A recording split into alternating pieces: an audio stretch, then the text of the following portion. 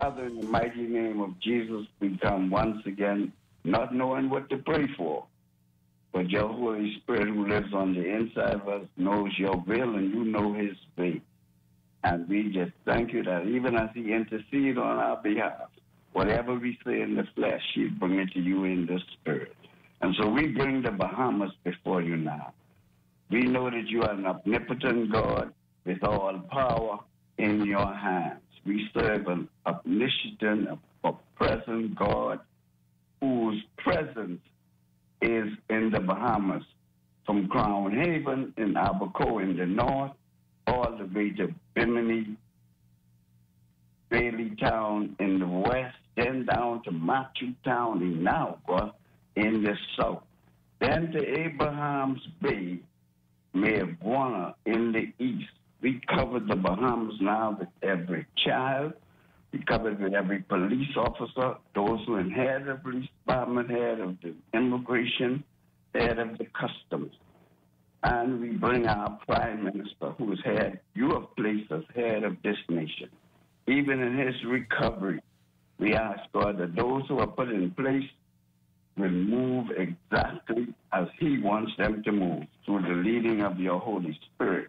Education, we just thank you for the Minister of Education, Minister of Agriculture, and all ministers who are in position. Bless now, God, the motivator of the Bishop of Motivator, even of this station right now. Touch that whatever they do will bring glory and honor to your name. We give you the praise. We give you all the glory. In the omnipotent name of Jesus, we say, amen. Amen, my brother. Thank you so much. Blessings, blessings. Now, appreciate you, comment. Yes, Doctor. Take good care. Yeah, I'll be getting back to you with some information. Okay, thank you. I appreciate you. Bless you, bless you. Yeah, that was my good friend, Bishop Ian Brathwaite, doing the prayer from Holy Dove Baptist Church. And now I want to welcome you to my guests to this program. Good to see you, Dr. King. How have you been? I'm doing great. What about you? I'm standing on the promises of God. Amen. Good to see you. I'll come back to you in one moment, Dr. King. Sounds good. Immediate Response is proudly sponsored by Screws and Fasteners World, J.S. Johnson Insurance, Island Windshield, Harvest Insurance, OZO's Marketing and Artwork, the Ministry of Environment and Natural Resources, Bahamas Retina and Eye Care Service in Sandy Port, where Dr. Dawn Russell Hermans is the ophthalmologist, and the Phoenix Institute for Positive Development and Empowerment. And the Phoenix Institute sponsors the motivational segment I'm going to do right now, Doctor. And this morning I'm talking about, I didn't come this far to only come this far. I like it. I didn't come this far to only come this far. I hear some people saying things like, when I make it, when I get to the top, I'll keep working hard until I get to the top, until I reach my goal. Let me tell you something. There's no end. Winners never stop. If you reach your goal, set a bigger goal. If you get to the top of the mountain, find a bigger mountain. It's the journey. The journey lasts a lifetime, from the start to the finish. It's a real grind. Spend so many days working on my mind. Keep a strong mind. Live a strong life. My goals are higher than the skylines, so I ain't sitting on the sidelines. You think I care about the hard times? I didn't come this far to let my life fly by. No way. This is not about the money, Doctor. It's not about the fame, and it's not about the status or material things. It's about the growth. It's about the challenge. Setting goals, achieving them, then setting bigger goals. I always hear people say, when I make it, or when I make it to the top, then I'll stop. But you see, winners never stop, Doctor. Sure. The journey never ends, even at the top. I didn't come this far to only come this far. I know the road would be tough from the start. I never complain about my cards. I know the journey is long. Whatever comes my way, I'll stick to the path. Nothing can stop me. Just look at my scars. I didn't come this far to only come this far. I'm only getting started. This is just the beginning. Yes, I'm proud of my achievements, but that doesn't mean I'll settle for them. Proud but never satisfied, Doctor. Proud but forever hungry. Proud and always ready. proud but pushing for more, pushing for greatness. I didn't come this far to only come this far. Sometimes you have to get stronger and push yourself harder. Absolutely. You know, and I've been knocked down, kicked on, picked on, stabbed in the back, heckled and laughed at. Can't tell you how many times I've been let down. But 1,000 failures never kept me down. That's right. I know what it takes. I'm not scared of mistakes. Sometimes you go through hell before the pearly gates. Every day is a new day, a chance to be great, a chance to elevate. There's no way I'm stopping at the third base. It ain't going all the way. Then I ain't starting at first place either. I don't sacrifice everything and come all this way to give up when I'm only 3 feet away. True. I didn't come this far to only come this far. That's my motivational energizer, challenging you out there today, my fellow Bahamians and my viewers all around the world today. Now, welcome, Dr. King. Introduce yourself to the nation for us, please. Please, Dr. King, thank you. So thank you so much for having me on the show. I am Dr. Belgrave King, a family medicine and geriatric care specialist. I operate out of Family Medicine Center, and we are located on Blake Road. Awesome. Now, I must say, I was intrigued by you when I signed up for an online presentation you were doing on Alzheimer's. Yes. I was just blown away. I said, I have to get this lady on my show. Well, thank you so much for that. I have to get her on. You did such a great job, and there's such a prevalence of Alzheimer's in the country today. Absolutely. I mean, everybody knows someone who's got Alzheimer's. That's what it is. And it's in families and everything else. Yes. You did such an excellent job. So let's get started. What is the difference between Alzheimer's disease and dementia? They always seem to be confusing to me. Alzheimer's and dementia. So that's a great question, and I feel like I hear that question everywhere I go because the terms are very confusing. So when you think about it, dementia is the broad term or that umbrella term. That Alzheimer's come under. That Alzheimer's come under, okay. Absolutely. And dementia looks at a brain disorder, so how the brain functions. You know, you have a problem with things like memory, thinking, cognition, and there are many types of dementia to the point that it affects your daily life. Whereas dementia is Alzheimer's now is the most common type of dementia. Right. I see. Because they're used interchangeably at times. Some people do. Some people do. They use them interchangeably. So, but what are some of the early signs of Alzheimer's? Wow, that's a good question. I feel as though sometimes the early signs could be mistaken for other things, and as a result, people don't always realize that the person has these early signs. But common things include things like memory loss, which may be forgetting recent events, such as birthdays or anniversaries. They may start missing doctor's appointments or dentist appointment. The light might get turned off or the water may get turned off because they're forgetting to pay these important utilities. Yes. They have problems with concentration. So as a result, what we call that complex attention is affected, and even things with language. They may start to not process, what you're saying to them, so you're having to say the same thing over and over, or it may be the reverse, where they're not able to express themselves how they want to, and now they have to keep telling you the same things over and over, and this affects things such as judgment. What is that person they're spending, their credit card, they forgot they bought. I was speaking to a lady yesterday and she said, every time I go into the fridge, there's 7 tomatoes and I'm the only person in the house because every time I forget, I go back to the supermarket and buy more.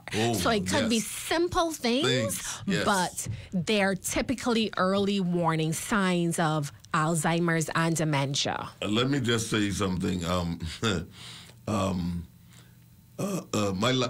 friend of mine, a lifelong friend, childhood friend up to adulthood, he called me yesterday and he couldn't remember somebody's name. Yes. And we had a big laugh at that because it happens to be too.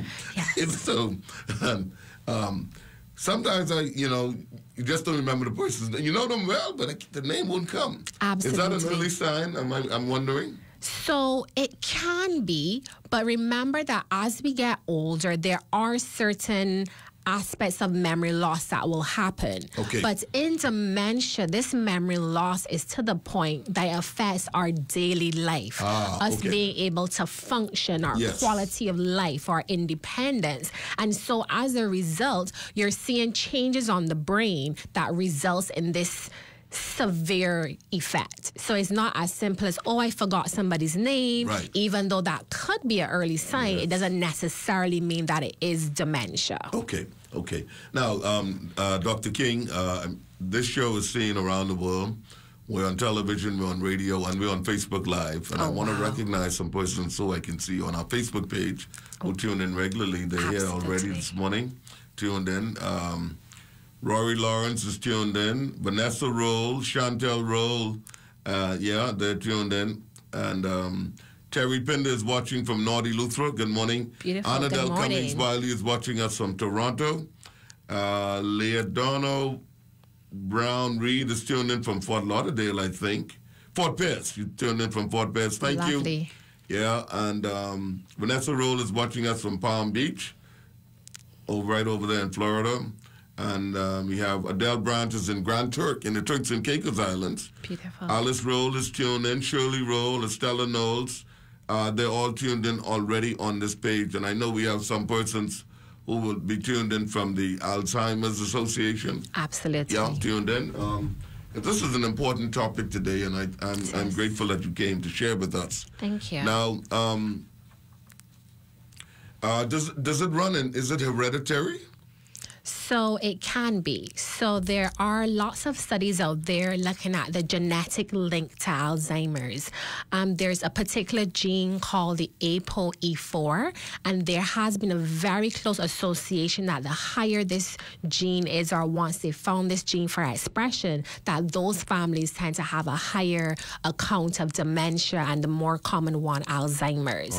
So you find that that is a risk factor that you can't change, unfortunately, that if some person in your family does have Alzheimer's, you are more prone to develop it as well. Wow, interesting. You know, just this morning on the news, I heard that there's a new way doing the blood test for Alzheimer's. Yes. That was on the news this morning, and I said, look at the irony of this whole thing. So that is what you're talking about, is a biomarker, because as you can imagine, with every condition across the world, you're trying to get more efficient and more accurate at diagnosis.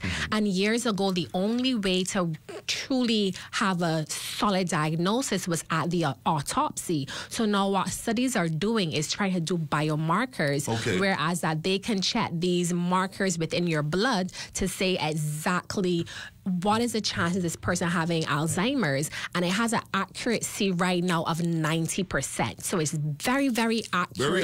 Very accurate. Wow. Yes. Denise Lavardi is watching. Good morning, Denise. Max Mercy is tuned in. Chloe Hanna is tuned in. Good morning. Good morning. Now, when we were growing up here in the Bahamas, for me, many years ago, you didn't hear about Alzheimer's per se. You would hear that the person is doubting, or there was different euphemisms. Yes. Betty Sutherland Brown is tuned in. Good morning, my good friend Betty Sutherland Brown. But why, do you have any idea why we're having such a prevalence of Alzheimer's today? So personally, I feel as if some of it has to do with we have more technology and more availability to test. And so if you can test more, you're going to find more. It doesn't necessarily mean there are more cases, but now we have more resources available to test. And also, if you look at population studies from years ago till now, you will find that people are living longer. Yes. And if you are living longer, what's going to come is going to be those older conditions such as dementia. So you have two things out there. We're testing more, we're picking it up more, and then secondly, persons are actually living more. There's longevity. Interesting. Thank you, Doc. Monique Gardney says, good morning, everyone. Good morning. Timely topic. My good cousin Cayman Evans says, good morning, great information. Said, you asked my question, was wondering if this was hereditary. Yeah, thank you for tuning in. Thank you. This is going to be a great show. Now, what are the stages of Alzheimer's? Right. So there are different classifications of Alzheimer's. The more common one, or the easier one I like to use, would be what you call the mild, moderate, and the severe. Why? Because with the mild Alzheimer's, those persons, they do have a diagnosis of dementia, but they're still able to function. They're still able to, partake in certain activities. Yes. And with those persons in that stage, you can get them to do things like their power of attorney before they get worse. Right. You can get them to start to engage in a lot of brain stimulation. You can get them to change their diet, to exercise, and they tend to have the best prognosis. Then you move into what we call the moderate stage. Yes. Persons stay in this stage for a very long time because, they are going through the changes that come with forgetting and adjusting. The family is feeling it more as well because now they have to deal with, all the things that happen with dementia when it comes to taking them to the doctor or having to take over independence or just everything is really one of the hardest stages to go through. Yes. And at that stage, we're trying to be more aggressive with our management. We're trying to make sure all the family members are on board. They understand what's happening. But then some persons go into severe form, which is one of the saddest forms to go through because personality changes can happen at this stage. Persons could be very aggressive, agitated, Very quickly. Agitated very quickly. And now you can't find a caretaker because not everybody can handle a person during this stage. Right. So it becomes much more difficult on the family as they're trying to, maneuver these different stages of Alzheimer's and dementia, and it's important that we as physicians and caretakers understand that persons can go through different stages. Okay. Chantel Rhodes says, good morning, everyone, especially my great cousin. Very informative show. Always a pleasure to watch. Thank you, Cousin Chantel. Janice Parrington is tuned in. And Denzel Rhodes, morning and blessings to all. What is the best way to deal with individuals with Alzheimer's? Thanks, Denny. That's a question. What is the best way to deal with individuals with Alzheimer's? Because as you mentioned, they become agitated. They get angry quick. And sometimes I know you have to watch them. Because they will just leave and disappear. And without you knowing, they're gone out of the house and you don't know where they are. Absolutely. What's the best way to deal with them? It's a question from one of my viewers. So that is a great question. But I'll first start by answering it by saying there are no two cases of Alzheimer's that's alike. Okay. So as a result, I can give you just a general way on how to deal with it. But everyone needs to have their own assessment and a personalized plan to manage them. So one of the most important things is awareness for individuals to understand what Alzheimer's is, the various stages as you spoke about, what to expect. Yes. Because if you have some idea as to what to expect, it comes a bit easier or more manageable to deal with a person.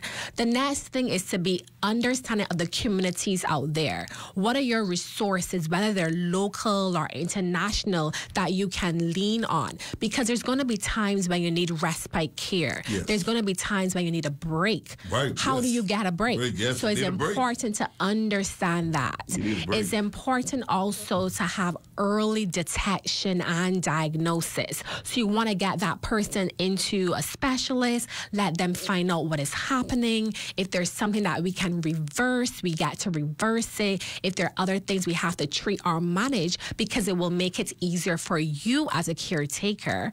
And then it's important to understand that the caretaker is human.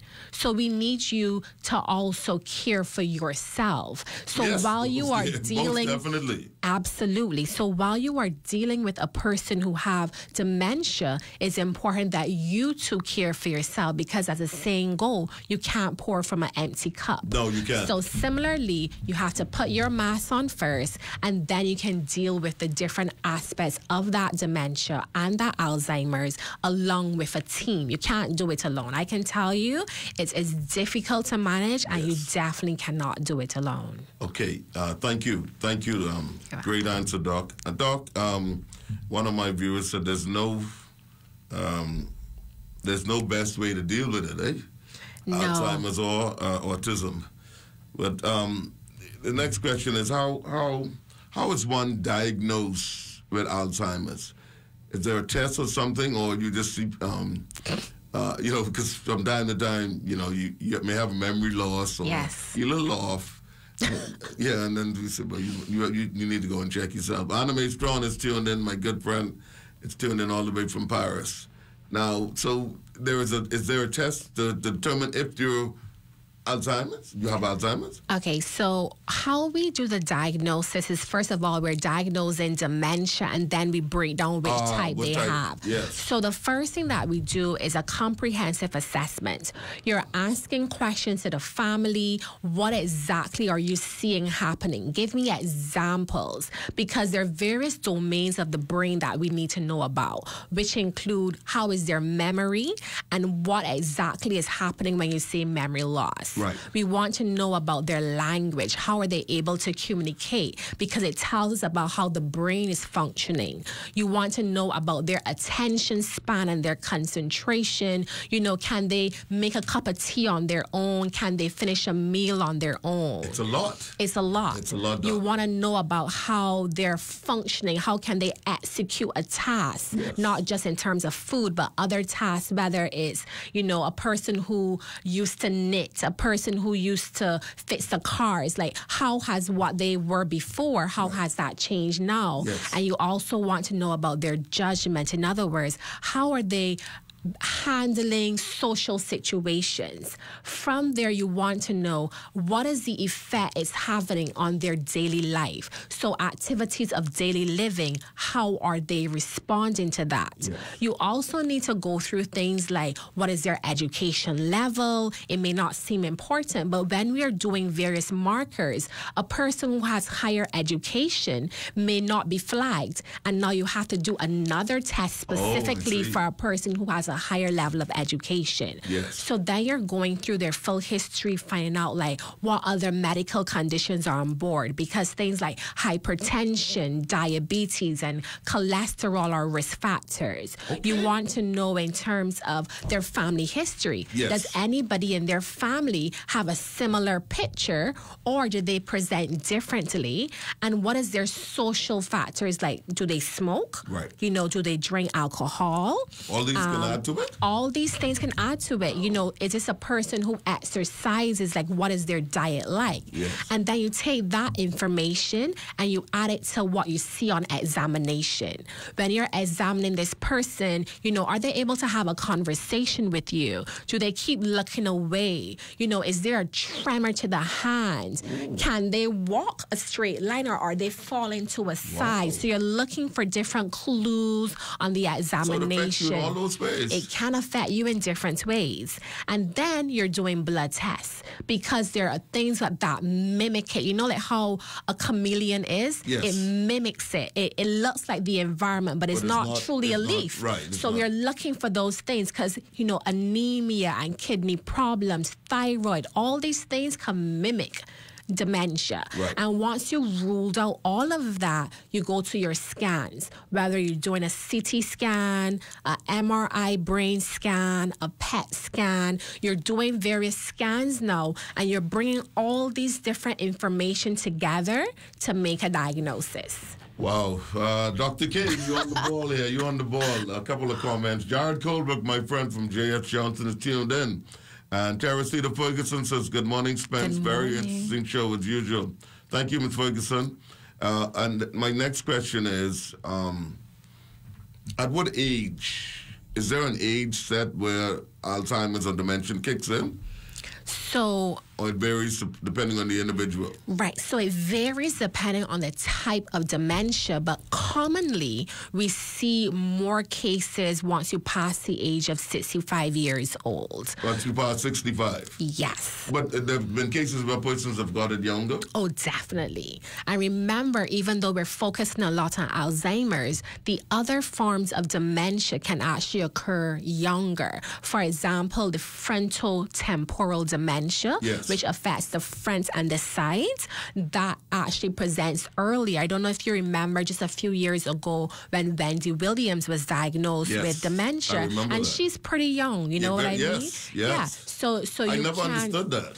There you go. So you can have earlier cases of dementia, but when you're talking about that Alzheimer's type, it typically is 65 years and older. 65 and over. Yes. One of your cousins is commenting on here. Tommy, Philippa, Nicole, Roma. Hi. He says good morning. You say you're Good family. morning. Yes, Yeah, this good is Cat morning. Island. Cat Island in the house again today.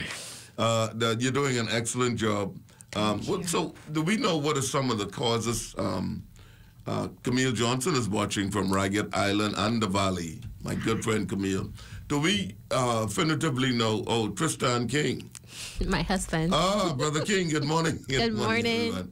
Everyone. Erica Bryan Jackson is watching us from all the way in Kingston, Jamaica. Wonderful. Now, do we know the studies have shown already what causes Alzheimer's, or is it a variety of complex things? So there are various risk factors or various elements that make us more prone to have Alzheimer's. Right. So the first type is what you call your non-modifiable, which means you just can't change it. That includes things like increasing age. As a person gets older, yes, they're more prone to have Alzheimer's. You have things like your gender. So females, twice as likely as men to have Alzheimer's. Really? Absolutely. I didn't know that. My good friend Sonia Cox Hamilton is saying, very good topic. Every family seems to have dementia problem. And she brought a point there, family history. Family so genetics is another non-modifiable risk factors. Yes. But then you have your modifiable factors. In other words, things that we could potentially change to decrease our risk. And this includes lifestyle. What you're eating, you know, are you eating a diet that's high in fats and butter and cheese? Are you exercising? Because the heart needs exercise, but the brain needs it as well. You know, are you a smoker? Do you drink large amounts of alcohol? And then other risk factors such as stroke. Persons who have diabetes and high blood pressure. That's a lot of the population. There you go. So you can see that the population at large is greatly affected. Yes. I have a comment on here. Sure. Lorenzo Burrows, my good friend, he says, good morning to you, Bishop, and your very distinguished guests. Thank you. Great show as usual. Intelligent woman, an awesome doctor. We need more doctors like her in our society. Hats off and blessings. Thank you. Now, can you still get Alzheimer's if none of your parents had it? Absolutely. That's kind of... Because remember, we talk about those different risks. Yes. You have the risk where family, you can't change that. But then you may have a person who's prone to so many health conditions that cause them to eventually develop Alzheimer's. And something that we overlook a lot is hearing and vision problems. You know, persons who have hearing and visual problems are also more prone to develop Alzheimer's. Okay, we have some more points on here. Okay. Janice Ferguson says, wow, women always seem to be at the forefront for getting some sort of life-threatening diagnosis. Sorry, Janice. And my good niece, Alexis Jade Hanna, said, why is Alzheimer's considered type 3 diabetes? That's a very good question. That is an excellent point, you know. I've been hearing about that a lot lately, the connection between Alzheimer's and diabetes. Absolutely. As you know, sugar is toxic to the blood, it's toxic to our organs, and as a result, persons with diabetes are very prone to have Alzheimer's. Really? It affects the brain structure and its function. So diabetics have a lot to deal with. They absolutely do. Vision, vision loss, all those sorts of things. Yep. Leg amputation, and now Alzheimer's too? Yep. All right. I'm going to open up the phone lines when we come right back from the break, but and then we can go on, eh? Sounds the numbers good. to call today, 325-543, 325-54405, and our family island is 1242-300-8255. My guest is Dr. King, and we'll be right back after these messages on immediate response. Don't touch your dial, we're coming up.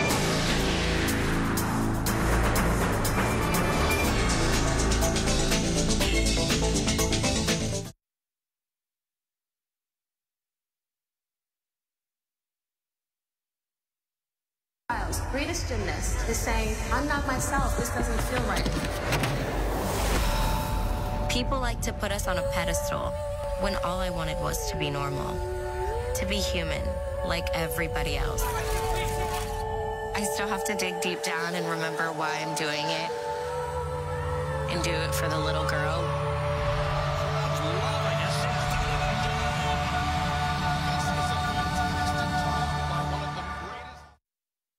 We are here in the time of need.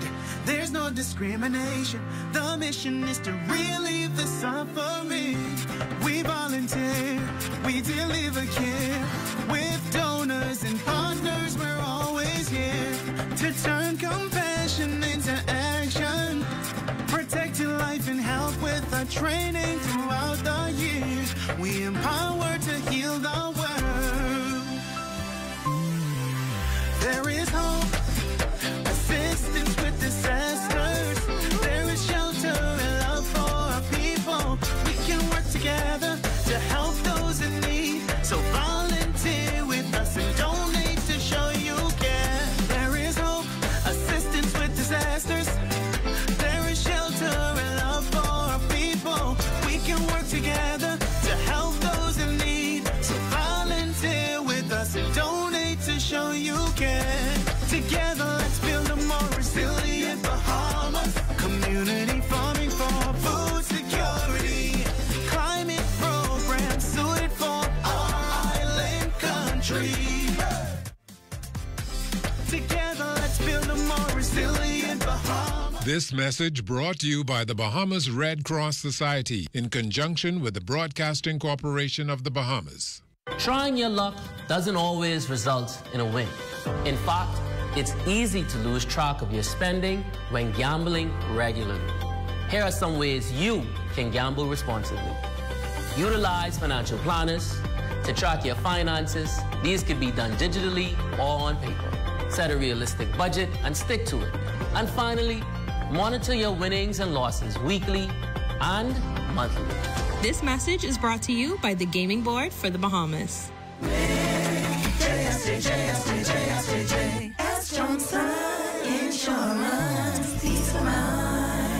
Looking for that hard-to-find windshield for your Japanese car? Well, look no further. Island Windshield stocks the largest selection of windshields for Japanese and American cars. They offer professional installation and auto tinting. Family Island orders are welcome. They deliver to the mailboat, too. Island Windshield has a large selection of Honda parts for all makes and models. Credit card orders are welcome. Island Windshield, now serving you in 2 convenient locations. Wolf Road opposite AID, call 394-8018. And Carmichael Road, just west of the Southwest Plaza, call 341-4120. Island Windshield. Hello, I am Keziah Sweeting, a student of Sadie Curtis Primary School. I am also a proud participant of the Carmichael Urban Renewal Future Fun Learning Hobby Youth Club. Let's stand up against bullying. It's not just about being kind, it's about creating a culture of respect and acceptance. Speak up if you see someone being bullied. Offer support and be a friend to those who need it. Together, we can make our schools and communities safer and more inclusive for everyone. Let's be the change and say no to bullying. Hello, I am Woman Sergeant 3578 Kenisha Forbes. This public service announcement is brought to you by the Carmichael Urban Renewal in conjunction with the Broadcasting Corporation of the Bahamas. Welcome back. Immediate response, Diana's last child with you. We have a wonderful show going on. Dr. King is my guest. We're talking about Alzheimer's and dementia. But right now, it's time for our shout-outs and birthday greetings, proudly sponsored by Bahamas Retina and Eye Care Service in Sandyport, where Dr. Dawn Russell Hermans is the ophthalmologist. Shout-out to Sonara Holmes from the registration department over at NIB. She did an awesome job yesterday, so I want to congratulate her on that. And now, shout out to Ms. Forbes. Our daughter is here. Our daughter works here with us. Good morning, Ms. Forbes. Ms. Forbes told me she don't miss the show. She said she get dressed up to sit down and watch Immediate Response with me.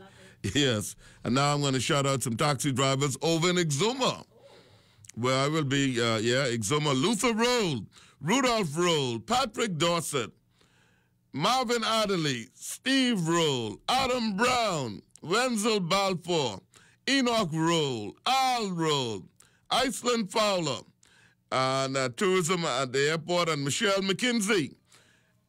And now, happy birthday greetings goes out to Bishop Kenneth Major. That's the man who gave me the name Bishop of Motivation. Church of God, Bishop Kenneth Major. Yes. And my good friend, Dr. Enrica Richardson, celebrating a birthday, affectionately known as Dr. E. Happy birthday to you. Candace Marshall, happy birthday. Yvette Michelle Johnson, happy birthday, Yvette. Victor Nicholas, happy birthday.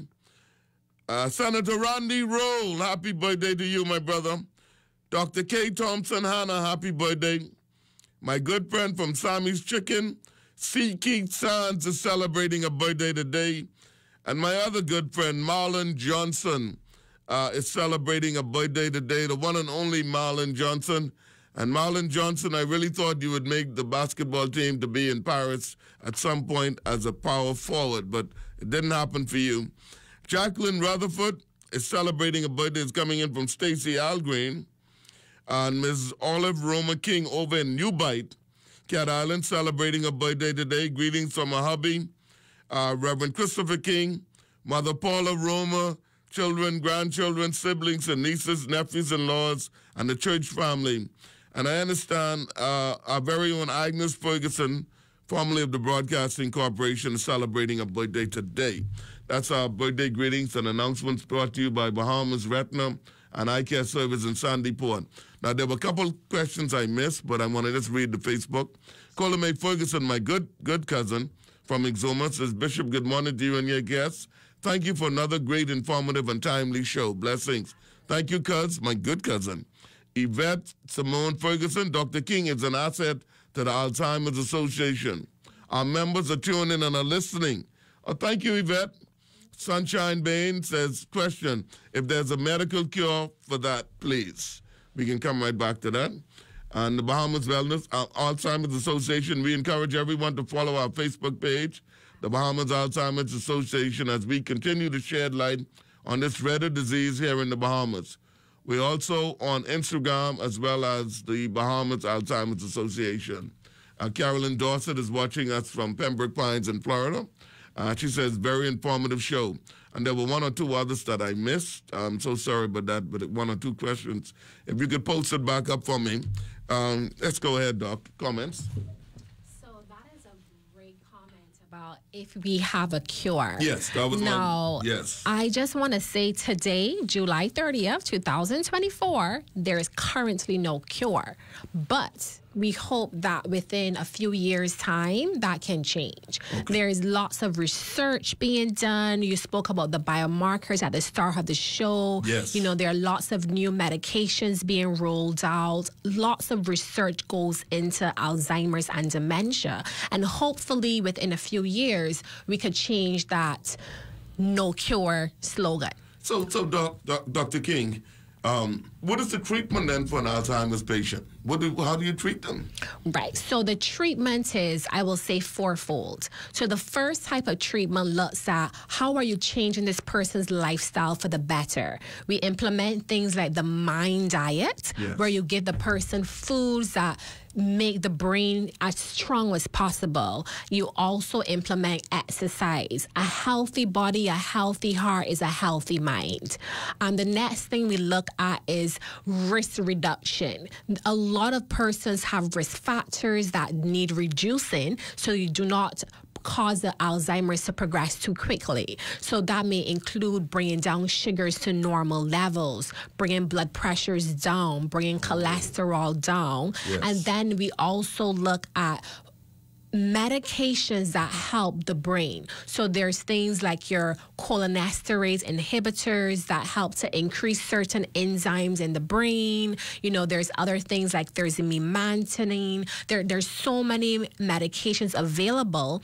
And then there's cognitive rehabilitation. In other words, brain exercise. Now, specifically, brain exercise may include things like puzzles. Yes, I hear people saying that often. Right. And to do that so you don't get Alzheimer's. Right. Right, but it's also a part of the management. Okay. Because when that person has Alzheimer's, it doesn't mean that 100% of their brain is affected. So if, for example, 20% is still good, you want to keep that 20% good. So you're doing things to keep this person's brain functioning as much as possible, because it's not just about a reversal. It's also about quality of life and independence and function. Wow. What if you could take a person who has Alzheimer's and cause them to be able to, you know, go shopping again, or cause them to be able to enjoy, you know, memories such as spending time with their grandkids. So quality of life is very, very important. Good stuff. Rita Bow is enjoying this program. Good morning. Good morning. Rhonda Ward says no white sugar, exercise, and I'm going to call this name wrong. Yamo A.O. said Dr. King is the best. Rhonda Ward also says diet change. Yes. Now, there was a comment from, I missed that comment. A question, really. I missed it. It moved too fast. Michelle Carey is tuning in, Sharon, Molly, all these good people are tuning in, but I missed that question from Donna. Donna, post the question again for me, please. I missed that on our Facebook page. But the numbers to call today, if you want to call in, it's 325-5403, 325-5404 or 5. And our Family Islanders, 1242-300-8255. Now, persons with Alzheimer's, you have to watch them closely, eh? You do. I know situations, sad situations, where persons with Alzheimer's was able to escape home and went missing. Yes. And were never found again, really. So we have to look at the caregiver. And it takes a special person to be a caregiver. Absolutely. For this disease. Mm-hmm. What type of person do you recommend for someone to hire as a caregiver? So, if they're not doing it themselves. Oh, right. They have to go out to work and all that. They're leaving someone to take care of their sick individuals, sick loved ones. So the good thing about in the Bahamas, we have a lot of persons who are trained as Alzheimer's and dementia caregivers. Really? Yes, they're nurses, they're nursing assistants, they're medical assistants. There are a lot of trained persons who can assist, but as you can imagine, it comes at a cost. But what you're looking for in a person is some person who understands the condition, some person who is very caring and nurturing, and that they can, sit and talk with that person. You're looking for some person who knows CPR. Yes. Because obviously things can happen. You need that person to be able to perform some level of basic life support. Wow. And you're also looking for a person who is malleable. In other words, they're willing to change and to understand that individual and to learn, because no two cases are alike. Right. So even if they've dealt with some person before, yes, they can't expect to use the exact same methods when dealing with your loved one. Okay. Dr. Carolyn Rhodes says, Dr. King has the tongue of the learned. God bless. Sherry Rebecca says, great info. Thank you. And Alexis, my niece, said, we certainly do have them. It's just whether you're able to pay. Right. I didn't realize they had them. Yes, we have them, but it comes at a cost, and a substantial cost. Because remember, if you're going to get a caregiver, you need them for 24 hours. Right. You also can't use the same person because they will get burned out. So most persons do a shift system where you may do 12 hours a day, and then you need a different person on weekends, because burnout is real. So now you're paying at least 3 different caregivers, yes, to assist you with the care of your loved one. That is costly. You still have to buy, food. You still have to buy Pampers. You still have to buy supplies. You still have to buy those games that we spoke about. So this comes expensive. And then the person still needs to have their doctors and dentist appointments like usual. Right. And you still need to buy your medications. So you can imagine how costly it becomes. Oh, man, this is amazing. Mm-hmm. Is there a way to prevent Alzheimer's disease? So all we can do as persons is to decrease the risk of it having. Okay. But you can't necessarily prevent it, because your genetics is stronger than anything. You may already have the genes. You may, given the right or the wrong situation, that gene can manifest itself. So the most important thing is risk factor reduction. As one of the viewers said, diet. We speak about the mind diet, and this diet looks at 10 foods you want to increase every day, including your green leafy vegetables, your other vegetables, beans, fruits, nuts. You want to decrease 5 things, which include things like your cheese, your butters, your oils, and then you want to exercise and also see a specialist at all times. I have a good point here from Janice Ferguson. And she says, now reality is that some of our seniors are not accepting of their diagnosis or the fact that their memory, for example, is failing.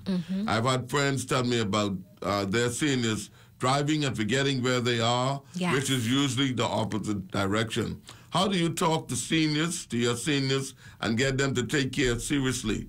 Wow. And Sunshine Bain says, thanks, Doc. I have some family members going through that now. I'm loving this topic. Great show. Thank you, Sunshine.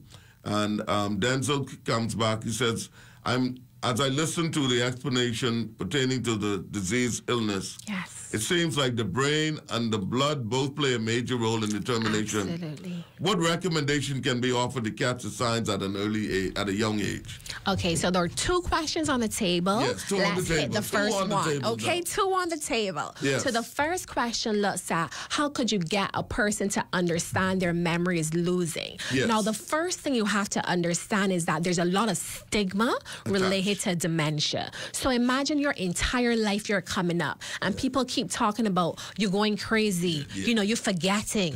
And then now you get this condition. I don't want to be associated with that. So you're in denial. You're in denial. Wow. You don't want to be attached to something that has a lot of stigma. Yes. And then the next thing is that the brain of dementia might not have insight, meaning the person may genuinely do not realize that they have a memory problem. So it's not as simple. Which is real, as, Yes, and that is real. Yes. So it's not as simple as going to them and say, hey, Jean, hey, John, you know, you have memory loss, because I don't have it. You know, people like to say here, you know, I'm not claiming that condition. Well, their brain does not claim the condition. So as a result, it's not as simple to just speak to a person and say, hey, you're going through memory loss. So we have to be very caring in our approach. You know, there are times where we have to tell these persons, well, you're no longer able to drive, but you don't have the law for it as yet. Some of them forget how to drive. They forget where they are, and how to drive. Absolutely. But that again, can be dangerous, Doc. It's very dangerous. But again, they may not realize that they actually have a problem. So it's not as simple as me to tell you, oh, you're not remembering, when you yourself don't know you're not remembering. You see, it's not a straightforward process. I have a couple more comments on here. Okay. My good friend and corner girl from the Valley, Elizabeth Coley, coming back, says, good morning, Spence, and dear guests. Good morning. Dr. King, another great show. Very interesting show, very timely. I'm enjoying the show. Thanks. Thanks, Liz. And Lexus said she was going to ask the question about the stigma of dementia in the Bahamas and the wider Caribbean. Yes, absolutely. absolutely. About the stigma attached to dementia, Alzheimer's, in the Bahamas and in the wider Caribbean. Yeah, the stigma is so real that, you know, persons don't even want to come forward to be tested. Really? You know, I have people who will say to me, Doc, I think I'm starting to have some signs of it, but they're fearful to be tested because, you know, sometimes you feel like if you know something, it's going to happen even quicker. And there's a lot of stigma attached to it. And so that's why we have associations like, you know, the Bahamas Alzheimer's Association. They're doing a great job, eh? Excellent. We have the Pilot Club of Bahamas. Yes, and these organizations are going out there and building awareness so that we can potentially reduce the stigma attached to dementia. Good stuff, good stuff. Oh, man, our Facebook page is light right up. Comments and questions. We have so many people on. Thank you for joining. Sunshine Bain, Rhonda Ward, Carolyn Dorset, my good cousin Colomay Ferguson, Brother Nelson Lord, Lorenzo Burrows, my big sister Sonia Cox Hamilton, Camille Johnson from the Valley, Tammy Philippa Nicole Roma, Good Cat Island lady, a good cousin-in-law. Anna Mae Strawn, Betty Sutherland Brown, Janice Ferguson, Dr. Carolyn Roll, Sherry Rebecca, and of course the Alzheimer's Association. Thank you. So there's no way to prevent it. You could just reduce those risk factors. Yes, yes. But I've heard a story where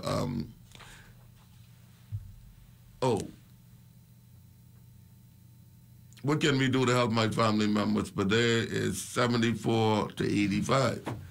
They can still get help, eh? Oh, definitely. It doesn't matter the age. It doesn't matter the age because you have to look at that person's quality of life. Right. I have a patient who is in his 80s right now, and he's still functioning because he has businesses that he helps to manage. Wow. And so with that, such a good quality of life, you can't just leave him and do nothing. You have to implement different programs to help his brain function. Yeah, so we wonder why it happens to some and don't happen to others, eh?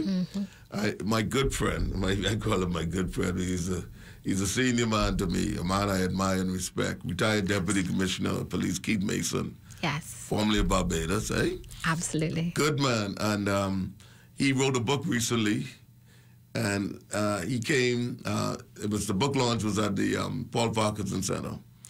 And he was able to talk at age 90 about what his mother told him in Barbados at age 10. Yes. At age 90. Yes. And he just like that. And then you have persons who in their 60s and 70s and can't remember a thing and in full-blown Alzheimer's.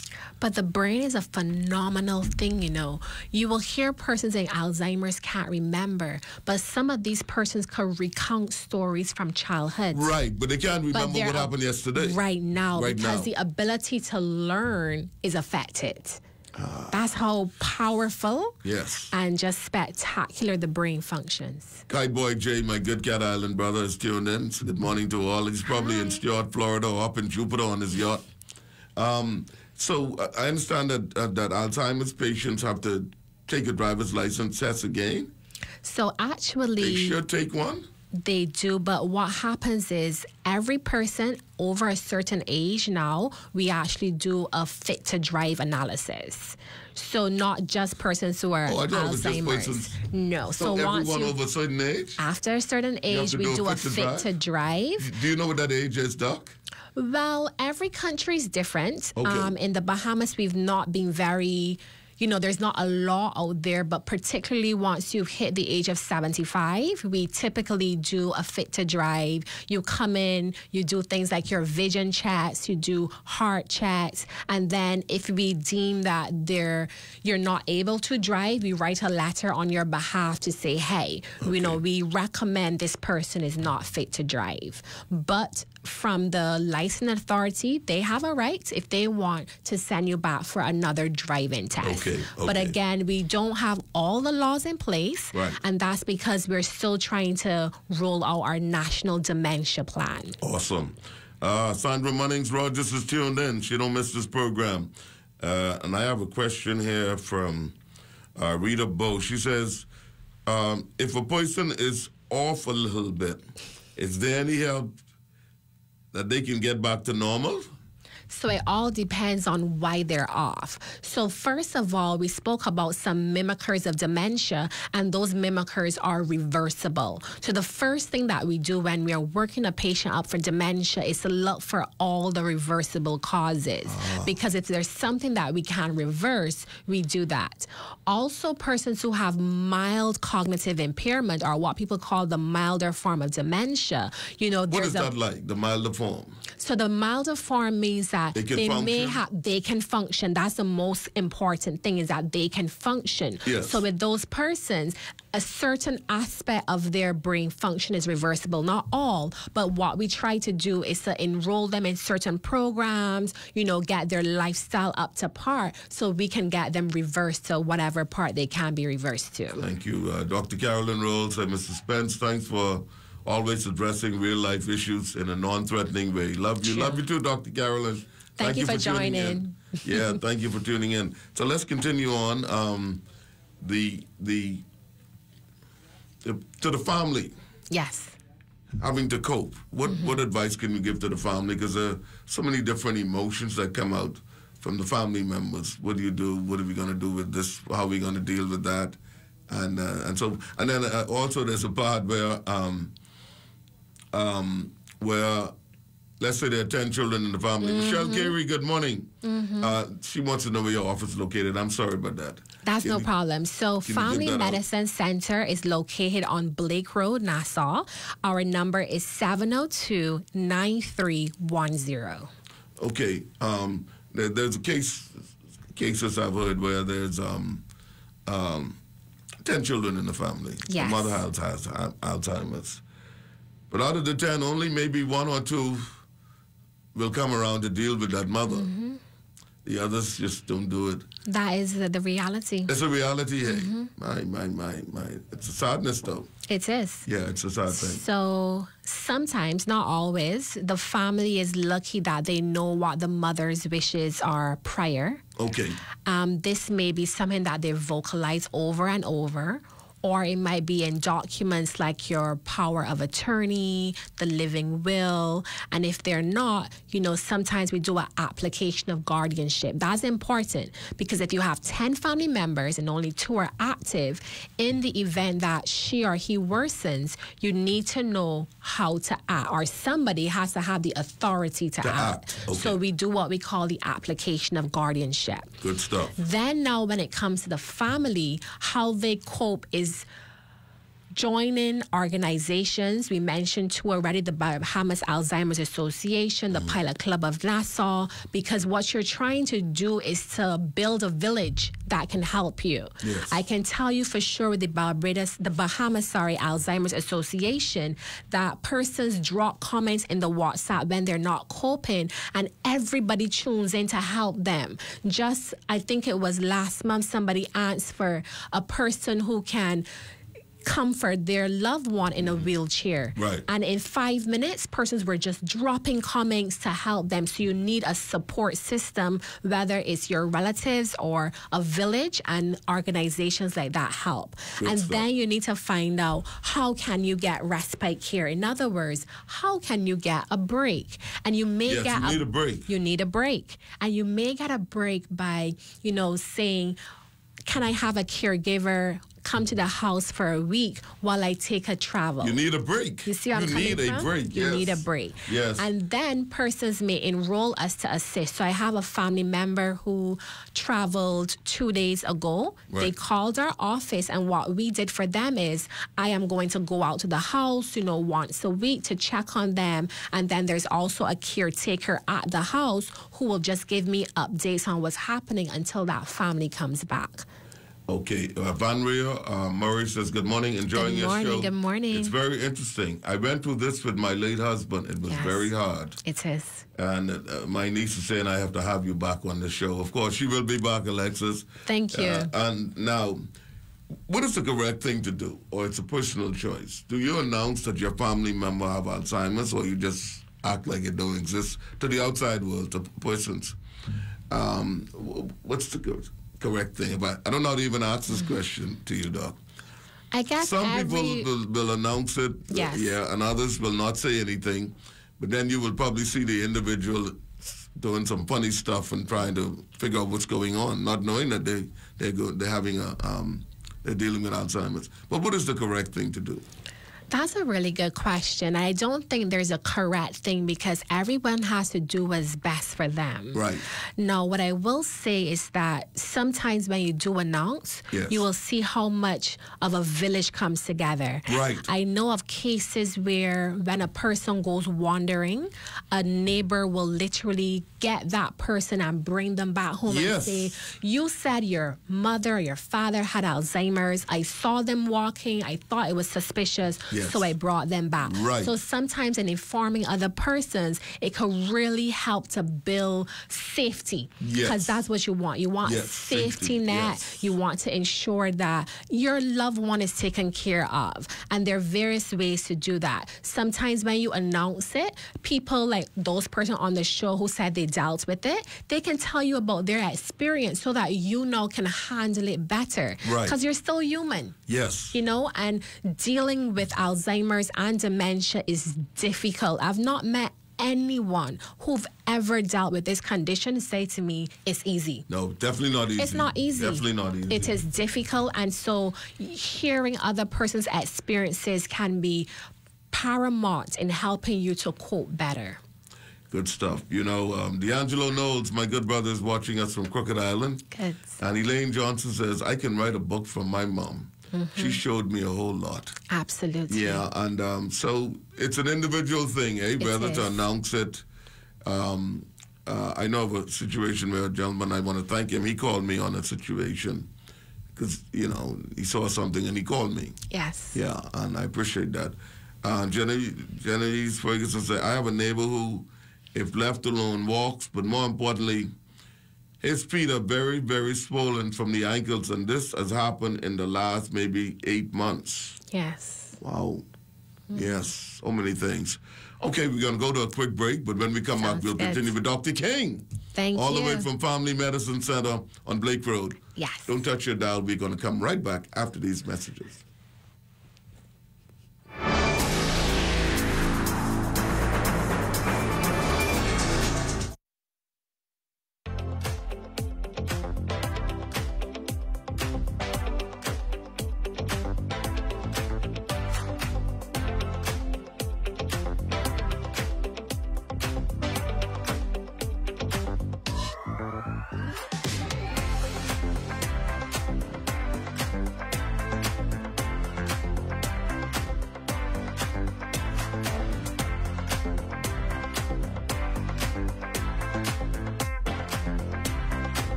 Hardware is the helpful place. Everything you need under one roof, from electrical, paint, plumbing, outdoor, barbecue, automotive, lawn and garden, pet supply, houseware, and seasons.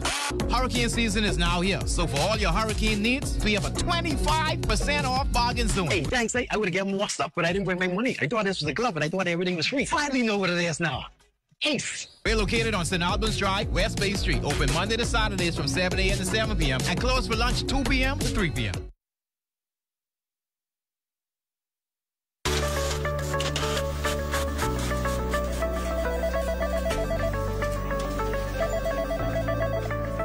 We have more than anyone else. We are the most. We are news leaders, and credibility is the order of the day. Why don't you come to the most? Only the Sun can cover you better than our new digital product with exclusive stories and entertaining content. We are the most. Community TV page and radio community announcements. The most viewers and listeners in the country. We have the most years of the human history recorded. There's no archive like ours. I came back home to bring you even more news and local programming. We're simply the most, the news at an S. Hey everyone, it's your boy Vontae, and welcome back to another episode of The Drop. 2 minutes to airtime. I came back home to make sure you have the most in news and entertainment. We're simply the most. And I came back home to make sure that you have the most in information, education, entertainment, and inspiration. We're simply the most. The news at an S, where only the sun covers the Bahamas better. At Original Patties, quality is always job number one. With 2 convenient locations, you have twice the opportunity to enjoy our beef, chicken, and veggie patties, escovitch fish, chicken and mutton roti, and our succulent jerk chicken and pork. Choose from a wide selection of tasty pastries, cakes, and breads, or pull up to our 2 convenient drive-through windows for great service with a smile. Original Patties Bakery Limited, Tonic Williams Darling Highway and Blue Hill Road South. Promise. Table of Change is here. Table of Change. With myself, Tamara Falk-Smith, and Jacqueline Fernanda Moxie, we're going to bring the issue to the table. The views expressed on this Welcome show. Welcome back to Immediate Response. Diana's last child right here with you. Doc, you've been doing an excellent job. We have a half hour to go in the program. You were awesome, simply awesome. Anything else you'd like to add that I may not have asked during the earlier period? Well, you honestly Have been asking all of those hot topics. The truth is that I just want to re-emphasize that Alzheimer's is only one type.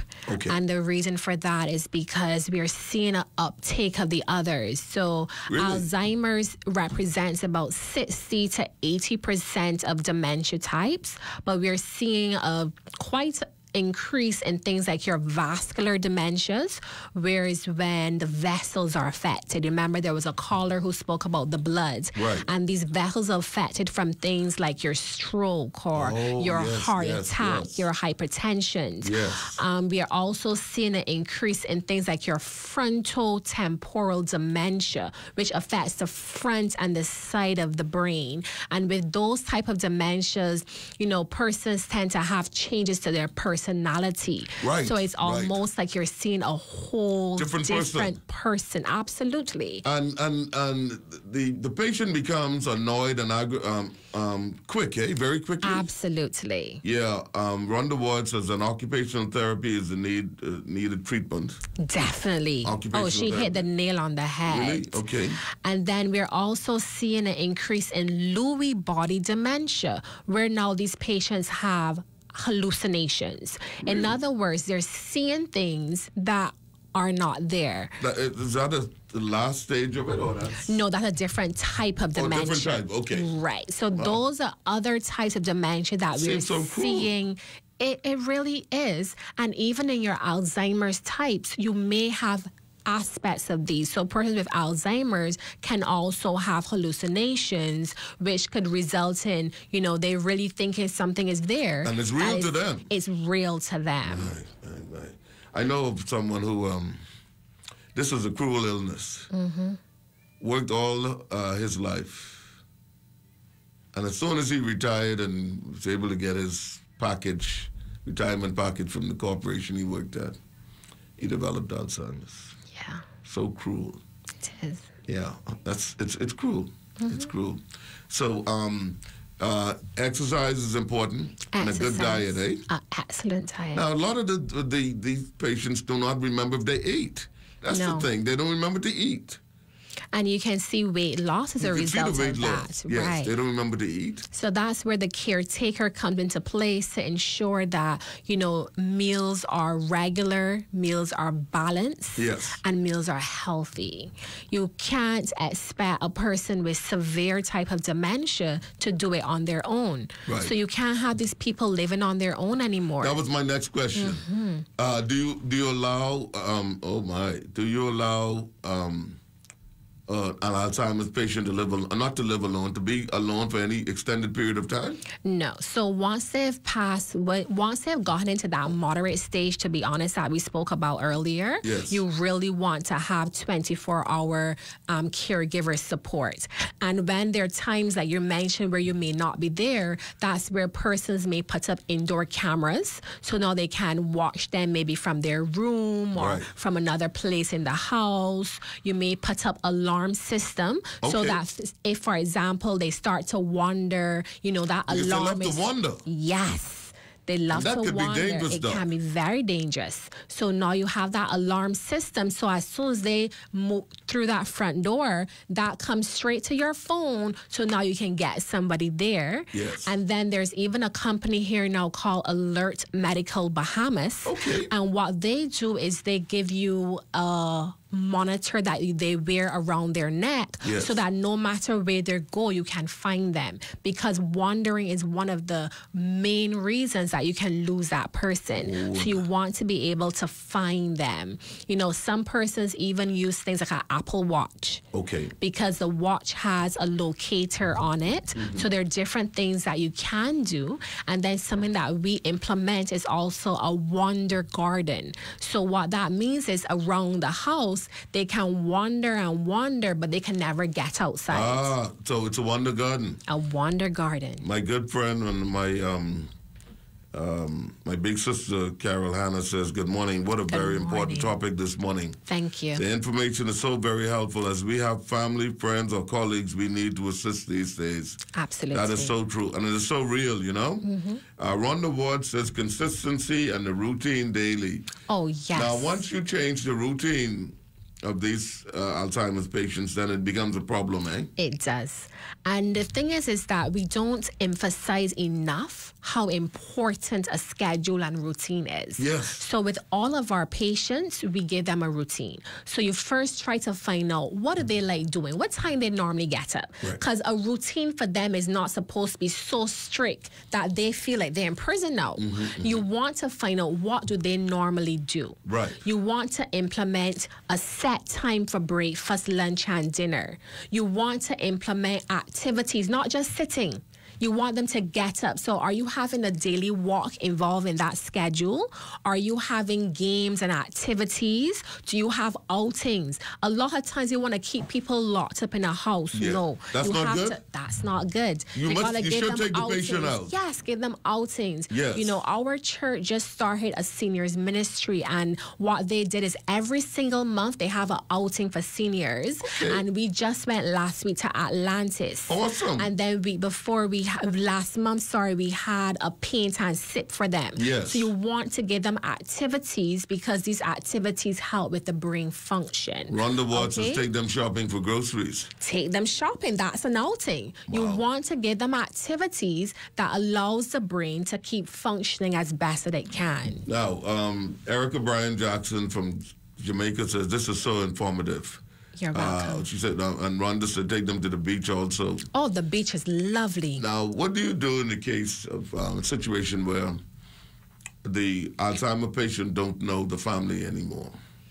Right. So That when can you be so have, painful, eh? it is very painful. painful. They don't recognize, they don't know who it is. So that's where we now do reorientation therapy. So reorientation means that you reintroduce yourself every single day. Every day. Hi, mommy. Yes. This is Sunita, your daughter. Every day. You know, you're reorienting them in their room. You want to put pictures up. So you want to go through those albums. And you want to put up those pictures when they were younger. Yes. You know, when they were in their teenage years, their young ages, to help them to remember what is happening. So you want to do reorientation every single day. Yeah, I mentioned that my only sister died last year at 93. So sorry. In Hartford, Connecticut. She lived there for over 70 years. And we went to visit her, one of our visits. And it's amazing how the mind works. Yes. As I enter the living room where she was, she would ask me about 5 questions right off. Then I would go out, come back, and she's going to ask me those same 5. And in the same order. Of course. I find that so amazing. She's, you know, Spence, where did you come from? How long have you been here? Bam, bam, bam. And as many times as I go and come back into the room where she is, she'll ask those same 5 questions in that order. Now, how do you deal with it, like you say, when they don't recognize you? They don't know who you are. So you have to be gentle with them. You never want to approach them from the back because now they have to be able to see who the person is. You want to speak loudly so they can hear you, and you reintroduce yourself to them every time. And you must have to do that every time? Every time, but you also have to be willing that they may not accept who you are. So just because you say to them that you are their son or you are their daughter, they may not accept it. So you still have to be very patient and understanding that this person now is going through the stages of dementia. Wow.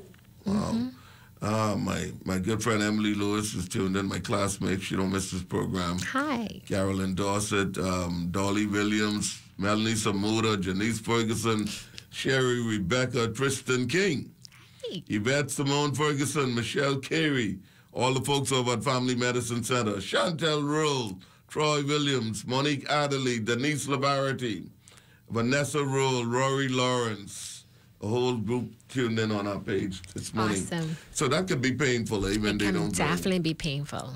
How should the person handle that?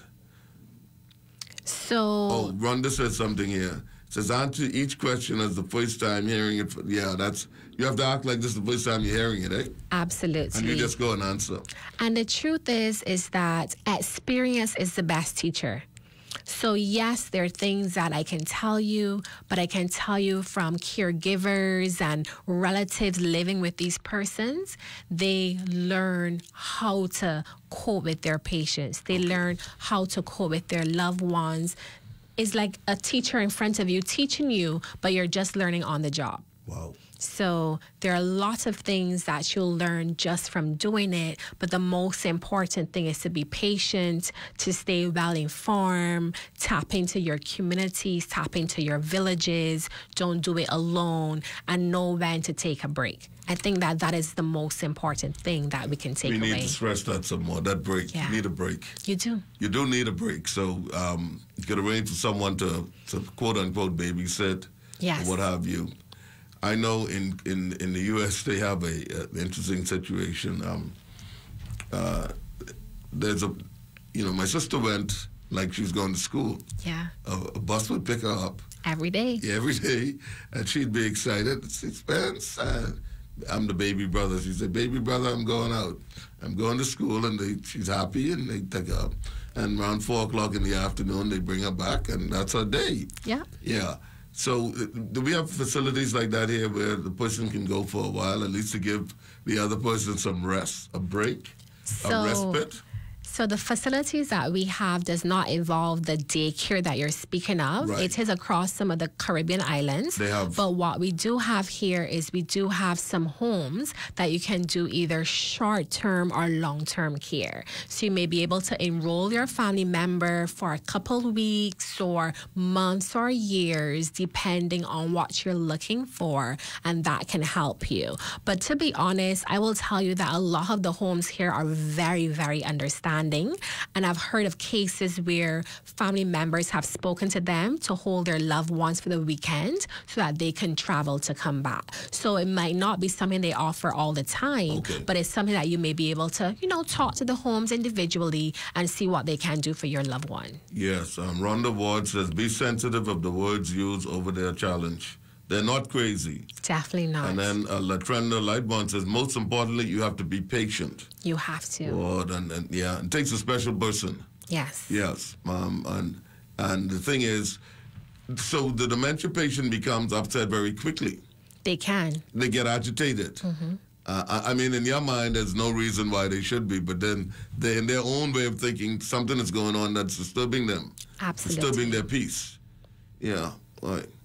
So that's a good point you bring up, because remember, their reality is different from our reality. Right. So I always tell persons, if me and you are looking at the same ball, you may see a color that I don't see because I'm looking at it from this side and you're looking at it from that side. Yes. So for them, they're seeing life differently. They may even realize that, they are not their usual self, or, things are happening and they're not remembering. It could be scary for them. Right. Somebody keeps coming every day and telling me that they're my child when I know I don't have any child, So it becomes a bit scary. They're living in a reality that they can't really explain. And now you have these other people around you who you don't recognize. You said they don't recognize faces. Yes. They're not remembering names. So imagine if I, put you into a room and then I keep bringing people to you that you don't know every single day. Yes. And they're probing and pulling at you all the time and telling you to eat food. And you're like, but I just ate. Yes, that you didn't eat. So then you didn't eat. No, you didn't eat. Yeah, so it could become very overwhelming for them. These persons are more prone to depression and anxiety. And, even a psychiatrist has a certain level of stigma attached to that as well. Really? So now persons don't want to get the help that they really should. Get, hey. So it's difficult. Oh, and, I know of a case where a lady with Alzheimer's, she says, these people don't feed me, You see? They don't feed me. Mm-hmm. And that was her reality. They don't feed her. And remember, she's not saying this just to the person. She's saying this to the person's friends who might actually believe her. Oh, right. And now the caregiver has to deal with everybody telling them, well, you ain't treating this person properly. You ain't feeding. Exactly. So it's difficult. It's very difficult. Yes. It's very difficult. I know of a situation where the Alzheimer patient was left home and someone was supposed to deliver something to them. Mm-hmm. And the person came and delivered it, but The patient said, I didn't see anybody. Nobody came here. There you go. No, and that's real. Mm-hmm. So, you know, we can't afford to leave them alone like that, eh? No. Yeah, it's kind of dangerous. It gets dangerous, but it's difficult. It's difficult. A lot of persons could be coming from homes where, as you said, it's just them doing everything. It's almost like there's only one child. Right, exactly. And now everything falls on that them. one child, yes. Plus, that person needs to go out and make money so they could afford to pay for the caregivers and all these things. So it definitely becomes very difficult. So even us in the health profession, you know, we are very understanding when we are dealing not only with the patient, but also the caregiver. My niece says they also sometimes have other visual disturbances. Yes. Which makes it even more difficult. Thanks, Absolutely. Alexis. And Monique Godley said, yes, this is painful to watch and experience. It is. Karen Marsh is tuned in. This is a very interesting show. Man, this is, you know, people don't realize what you go through, eh? No. Yeah, it's not an easy road. It isn't. It's not an easy road. And how do you choose? I asked you this before, I guess. How do you choose a good caregiver? So I would say to Independent of choose family members. independent of the family members is independent of speak to other people. You know, get their experience on how that person dealt with their loved ones. Also, don't be afraid to interview persons. Okay. You know, you write down those 10 questions, you ask them, you know, have you ever dealt with dementia before? Have you ever dealt with Alzheimer's before? If the person gets upset and spit in the room, what would you do? If the person walks away, what would you do? Yes. You know, find out from them if they're trained in CPR or life support, which is basic life support or BLS. You know, find out from them, you know, if they themselves have a family member or loved one with it. You know, get to know that person on a very personal, a very human level, Yes. so that you could feel comfortable that you're leaving your loved one with some person who cares.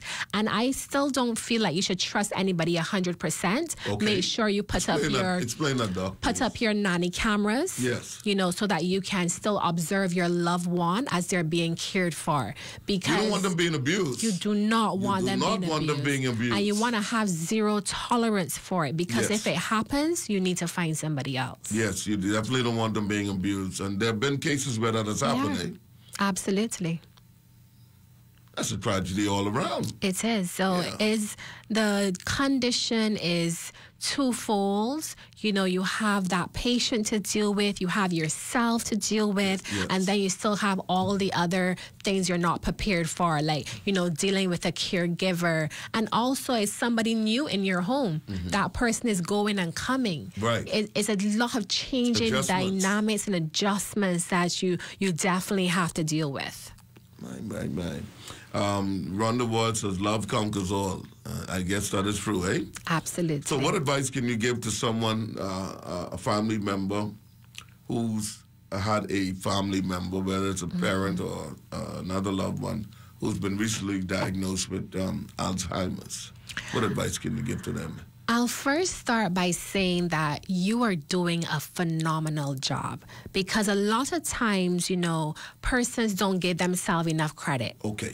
You know, we try to beat ourselves up. We don't give ourselves grace. So just stop and realize that you are doing a great job.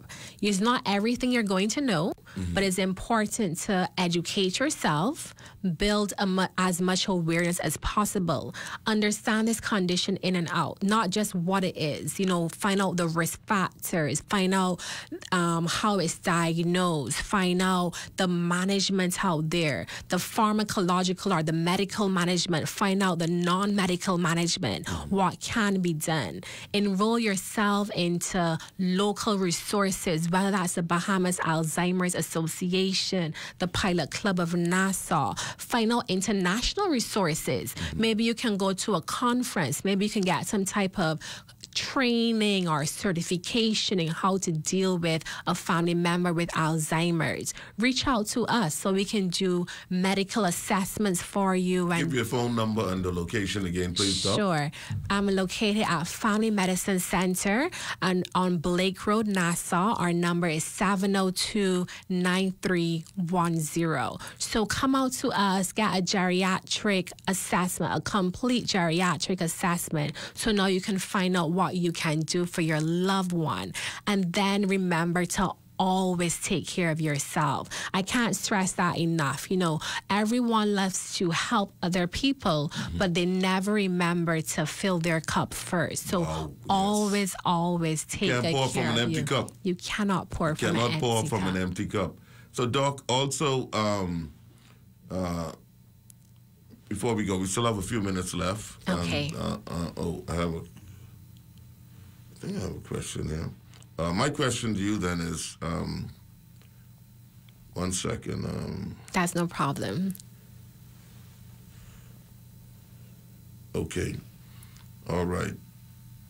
Yeah, my good cousin is watching this. He said, watching your program, one of the things a caregiver should do is listen to the patient and be patient and not argue or contradict what they say. Absolutely. They get agitated when you don't agree or doubt them. Thanks, Cousin Free.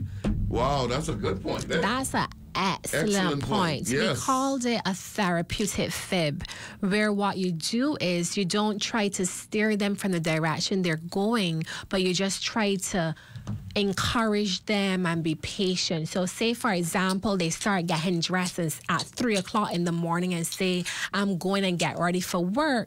You say, okay, you know, so where are your shoes? Where are your clothes? And then you just you walk them down the stairs or wherever. And then in a few minutes, you'll forget where they're going, or, you know, you may be able to change a conversation, and then you'll bring them back into the house safely. It is tiresome, and it's not easy, as your cousin explained, right, but at least you don't want to argue with them, because all you will do is add fuel on that fire, and the argument is going to get more heated, and that's not healthy. Right.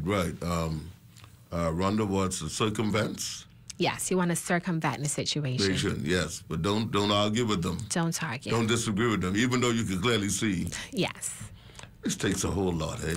It takes a lot. I don't even think there is a word that can explain it. You know, caregivers who are tuned in and listening, they understand how much it took from them. Right. You know, it's almost like you're literally emptying your cup every single day. Every day. But you have to do it again tomorrow because you love that person. And you have to start over again tomorrow and over again, constantly going. Mm-hmm. And you don't feel well leaving them alone if you have to go somewhere to leave them with somebody else. Right, and that's where, you know, you have to get your village involved. You know, if there's other brothers or sisters, you want to enroll them to assist with some of the tasks. And, you know, there's your different organizations. And if you have the finances for it, you will get caregivers to assist throughout the course of the day. My doc, this has been great. We have 3 minutes left. I'm going to give it to you. You can share whatever the Lord has laid on your heart for us here today. On immediate response, just a great presentation from you today, as I expected. Well, thank you so much for having me on. And for those who tuned in, I want to thank all of you, because, you know, the reason why I chose this specialty is I've lived with my grandparents and my great-grands for all my life. And for me, I wanted to be able to give back to those persons who've cared for me. Yes. And that's the older persons. You know, a lot of times as you get older, you feel like persons neglect you and just leave you. That's not what I want to do. I want to be there for every condition. You know, we do more than dementia, but it's just that dementia has such a strong part of my heart. You know, I've witnessed a great-grand of mine go through dementia, and it's not an easy process. Wow. you know, there's a lot still to be done, even though we know a lot about dementia and Alzheimer's already. There's still so much to be done. You know, we mentioned the National Dementia Plan very briefly, and that is something that we are working very strongly on, the Bahamas Alzheimer's Association. And just for those who don't know what it is, it's a policy or a national plan that gives persons who are living with dementia more resources and more things to improve their function, independence, and quality of life. Particularly, you want to have partnerships with persons for research and finances. You want to have early detection, diagnosis, and management. You want to have communities, a place like you mentioned, where somebody could drop their loved one in the morning and to pick them up. And that's going to need some governmental support. And, you know, we're working very closely with them to get this off the ground. So there's still a lot of work to be done, and situations like this, or platforms like this, where we can speak about dementia and Alzheimer's, this is what is needed to help build the awareness out there. So to you, I definitely take my hat off to you, because this show meant so much more than just a show to me. You know, it was a way for us to answer some questions for persons that were burning, you know, help them to know a little more about dementia. So I thank you so much. And I don't know if there's any more questions on the line. I'm willing to answer. And for those who don't have questions, you can reach me at 702-9310. Before I let you go, there's a comment on our Facebook page. Awesome. And it says, another high five. Oh. Tristan King. Yeah. Run the board today. Said today it's a great education. Janice Ferguson, hats off to you both. Thank you for sharing and expanding our knowledge. Thank you. Welcome, Janice. This has been a great show. And at such an important topic and in a timely manner for persons. And if you don't have a family member with Alzheimer's, you don't know what it is to cope with that, eh? True. Yeah, it takes a whole lot out of you. Yeah, but you'll be back. Thank you. Thank you, Doc. Great job. Thank you. Appreciate you. We're going to go to a break, but we'll be right back after these messages on immediate response. Don't touch your dial. We're coming right back with Ron Moss.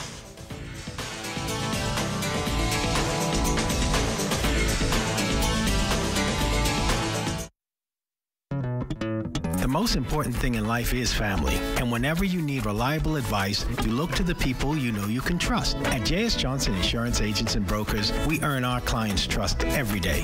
Whether it's home, motor, travel, or commercial insurance, we've got you covered. Call 397-2100 or visit jsjohnson.com. JS Johnson Insurance, peace of mind.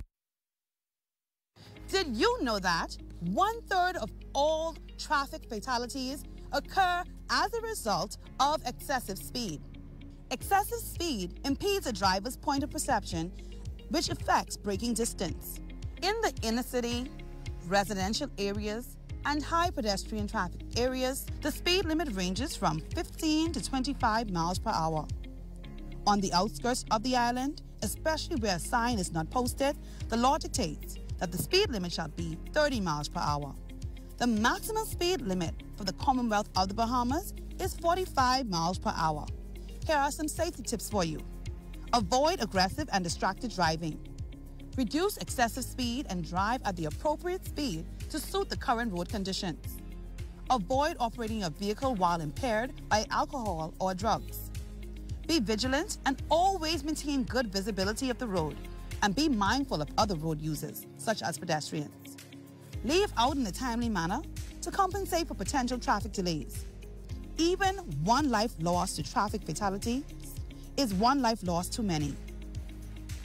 On behalf of the Royal Bahamas Police Force Traffic Division, please slow down. This public service announcement is brought to you by FG Insurance Agents and Brokers, the Royal Bahamas Police Force Traffic Division, and the Broadcasting Corporation of the Bahamas. Bonaventure Medical Laboratory, we are a medical lab that's all-encompassing. We have a full test menu. We do a lot of the tumor markers, such as the PSAs for prostate cancer, the CEA for colon cancer, CA125 for ovarian cancer. We do infectious disease testing, do some drug screen testing, paternity testing, you know, all the regular services that the private medical lab would offer. And if there's something that we don't do in-house, we have a reference lab that we send our samples to. So, you know, there's no lab test that we're not able to have done for you. If we don't do it in-house, we make sure it gets done. The government subsidizes the NHI, so your lab tests are actually free. So if you go to an NHI physician, she simply gives you a requisition form, you bring it to the lab, and you're not paying for your lab test. Our hours of operation in Freeport, we're here from 8 a.m. every day until 4 p.m., except on Saturdays, it's from 8 a.m. until 2. Contact information, Freeport is 352-5220. We also have a website, www.bonaventurelab.com.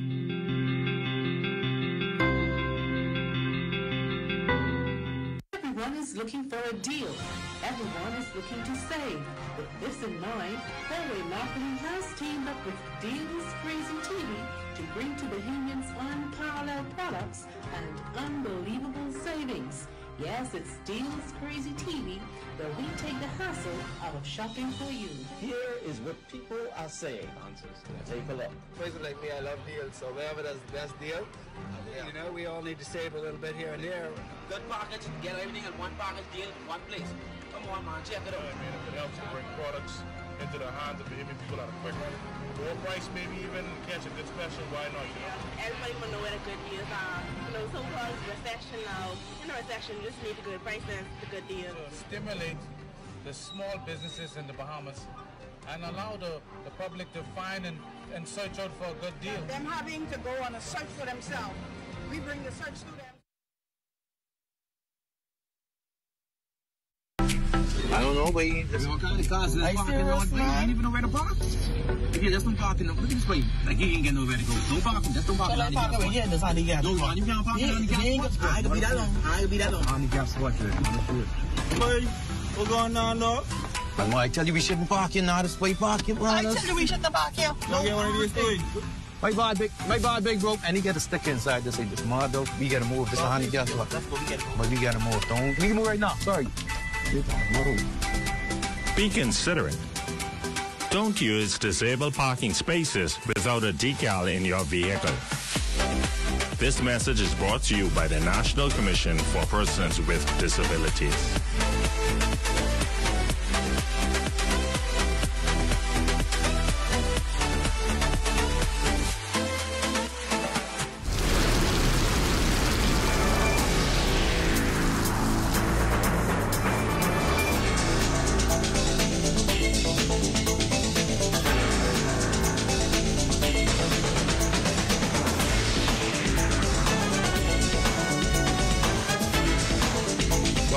Welcome back to Immediate Response. In this segment, I'm joined by two dynamic young men. One, Ron Moss. Good day. Of the great constituency of Yamakura, but he's wearing a different hat today. And the legendary B.J. Moss. What's saying? All related. Family. Yes, that's my good cousin. Yeah. Yes, we are. And of course, today you're representing the Auckland Trade and Development Association. Yes, we are. You wear many hats. You and Ron. Yeah. Wear a lot of different hats. So I'm going to start with you and then come back to Ron. Yeah, that is correct. Go ahead, BJ. Yeah, well, Auckland Trade and Development Association, the oldest island association in the Commonwealth of the Bahamas, is celebrating its 44th regatta and homecoming. Wow. On the 1st of August. Yes. Through the 5th. Okay, over the holiday weekend. Yes. Good stuff. Yes. Yeah, so Tom Hanna is having some stuff in there again. I know he was big in it before. Tom Hanna. Yes. Now, I'm happy you mentioned Tom. Yeah, Tom Hanna. And I could then piggy off that. Yes, right? sir. Tom Hanna, and this is B.J. Moore saying this. This is B.J. Tom Hanna gotta be Auckland's favorite son. Amen. Amen. Amen. Because this man, I mean, words cannot begin to say what it is he has done over the many years, 2-3 decades that he's been in the bag there, and he continues to do it selflessly. Yes. I will say this right now. Yes. Tom has an obligation to take 3 sailings into Auckland's every month. That's an obligation to from the government. Okay. To the government, right? Okay, yes. He completed his obligation to the government last week. Right. And he said to me, I was going to tell the fellas put the boats on this trip so I could carry them. He said, but then I thought about it. You ain't doing well. Wow, yes. He said, and I said, I can't put that kind of pressure on you. He said, because that means you're going to have to be looking for accommodation, food, transportation for a whole week for those fellas. Down in Auckland. Yeah. He said, so you know what I can do? I can put on a sailing for you. My God, look at God. And he ain't charging Look at God, bro. And he ain't charging. And he ain't charging. And he ain't charging. Look at God. Right, Tom Hanna, right, Tom is a man. Awesome, awesome. Kite Boy Jay, sailor from Cat Island, is tuned in. He said, another great show. It's regatta time again. Absolutely. Yes. So, Ron, what do you play in this part now? I know you wear, like I said, you wear so many different caps. Let me fix that for you. Yeah. I am the president of the association. Right. But I am not doing well. Okay. I am not doing well. Okay. The association decided that we came together and determined that Ron will be the interim president for the next 6 months as I convalesce. So Ron is the man. Ron is HNIC. Okay.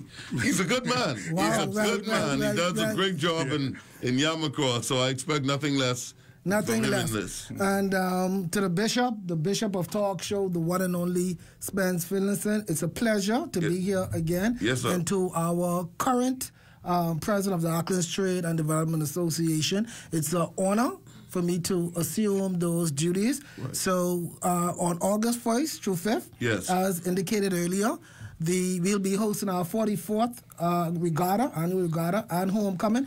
And we just want to encourage persons, especially persons of descent from Auckland, to participate. Come out and support, as some people say, support your things. Right.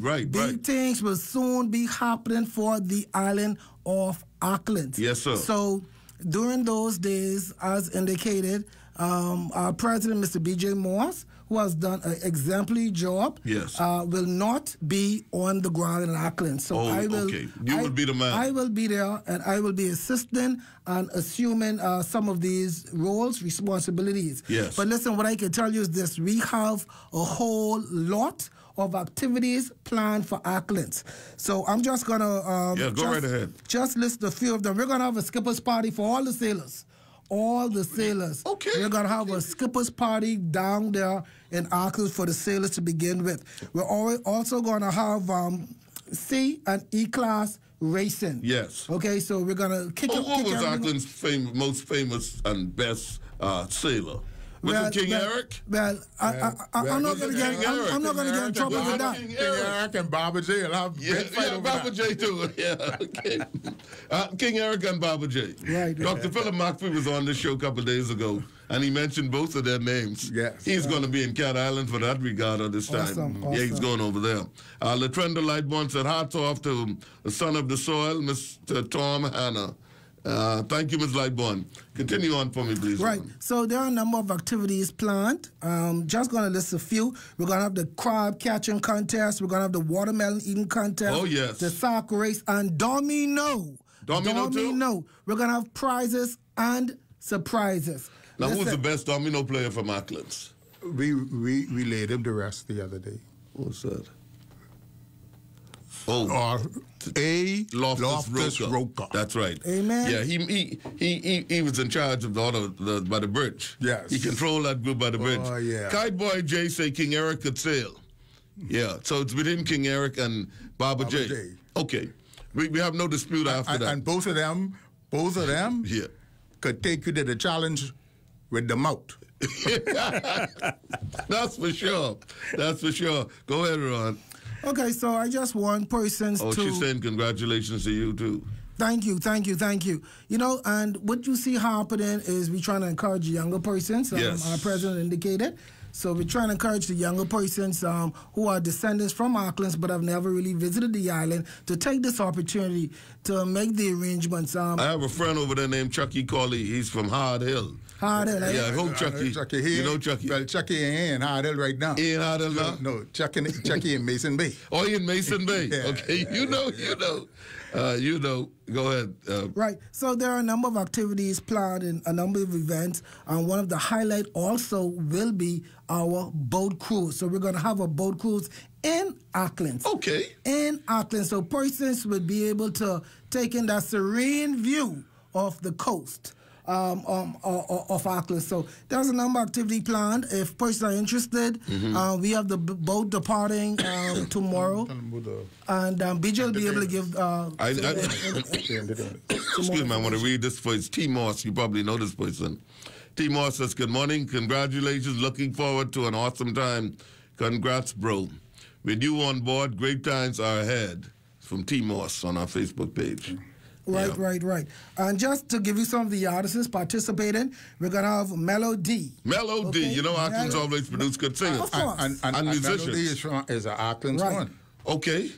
Wow. And the one and only Puzzle. So Puzzle is going to be there. He's going to be on the ground. He's going to be performing. And it's all about our local... Puzzle will be there? Yeah, our local entertainment, local culture. That's what we want to promote. We want to promote our things. And I'd also like to take the opportunity to acknowledge this administration for supporting and to assist us in making this event possible. Good stuff. Which is very important. Good stuff. And critical. Good stuff, man. Good stuff. BJ, anything else you'd like to add? I know you're the man down there. No, well, actually, what I would say here is I would piggyback on what Ron is saying, really encouraging persons of Auckland's descent to come to, and it may be a challenge getting there at this juncture, because I'm going to be very honest. All the flights, lock up, gone. You serious? Everything, all the accommodations on the island, gone. Lock up, gone. All the rental cars on the island, gone. But I will ask you to come and bring your ingenuity, bring your energy, bring your creativity to the Auckland's Trade and Development Association. We meet third Thursday every month. Hillside Baptist Church on the highway. It's Delaware. Yeah, good Auckland's man. Delaware. Lovely Bay. Yeah, Lovely Bay. Good man. Yes, sir. Someone is saying hello to you. Timothy Thompson says to tell you hello. Man, tell Timothy just hold the ground in Crooked Island for me. So on come. Okay. Yeah, yes, but we really need Auckland. We need persons of Auckland's descent. Yeah, to get involved. To come and embrace this really rich and proud heritage that we have. You know, when you join the Auckland's Trade and Development Association, you're joining history. Lots of history. Last year, we celebrated 50 years as an association. Wow. Okay? Simultaneously with the country. Yes. See, and what you need to understand, right? Think about this. I say this to people. Some people, I say it in jest, but people freak sometimes. Yes. Without Auckland's? Yes. I'm sure we have a Bahamas. Wow. Right. And I'll show you. Wow. Go ahead, BJ. Where's the father of the nation? From where? It's Linden. From where? Auckland's. Mason's Bay. Yeah, Mason's Bay. Okay. Yes, Mason's Bay. That's so you got your father, right? Yes. Then you say, okay, we need to get that birth certificate for the country, right? 14 signatures appear on the constitutional document of the country. Only one island, one, got 3 of them. Wow, yeah. One. Yes. Exactly. We got Honorable 80 Hannah, yes. Sir Lyndon Pindon, From Pumpy Bay. Yes, Right, and Pumpy in Bay. Loftus Roker, Delectable Bay. We have a call on the line, BJ. Okay. Go ahead. Cheyenne Chipman. Yes, sir. What you saying? You have some of the most amazing people on your show, including my brother from the National Men's Branch of the Cliff Party of the PLP. This is not a political show, but I want to say I am a proud member. It's the NGC member, which is the National General Council. And you have my secretary right there, Ron Moss. Thank you, thank you. From the great constituency of Yamakura. The reason I am calling in is because we are both descendants. I've never been there, but all my family, you know, my one side of the family is Clipman, but the other side of my family are the Bay, Andrew Point, and Blue. Boy, Chipman, Ron and BJ want to know what you're waiting on. You better go. Let's we got it. We have your plane ticket ready and just come on board. Listen to me. I have no choice when you have great people that are sitting in front of you. I have no choice but to get on board and get home. Because now it's to build and develop that island and get the island talking like an Exuma or Cat Island. That's right. Amen. That's right, sir. Appreciate your call. I want to say that I think me and Mike Downby from God, I think Philip Edward Briggs Davis is going to be the man to turn the light on in Auckland's Crooked Island and make that island the greatest kept secret in the Bahamas. We're going to take that from Inagua. Right. Okay, all right, sir. But you all take care. Thank you. Do well, and I want to shout out to all the Crooked Island and Auckland people listening. We come in. Thank you, Chipman. All right. All right. Now, BJ, what are some of the boats will be sailing in this regatta? Or you have it, Ron? Ron, you have the names of the boats. Yeah. Right. Some of the boats I know we are going to have. Some of the skippers. We're going to have the Barbarian. The Barbarian, of course. We're going to have the Barbarian. We're going to have some C-class boats. We're going to have Flash. Flash will be there too? Flash will be sailing down there as well. Yes. Okay? Whoa. I think he can, because Stefano sail King and Knights. Yes. And I can tell you, as I speak, the boats are being loaded up right now. Boats are being loaded up right now as I speak. Listen, it's going to be an awesome regatta. We want to encourage everybody who have the means, who is able to come, to be there. Yes. Be there. This is our things again. Right. This is our national sports. Right, it is. And we must support it. It is. We support everything else. Right.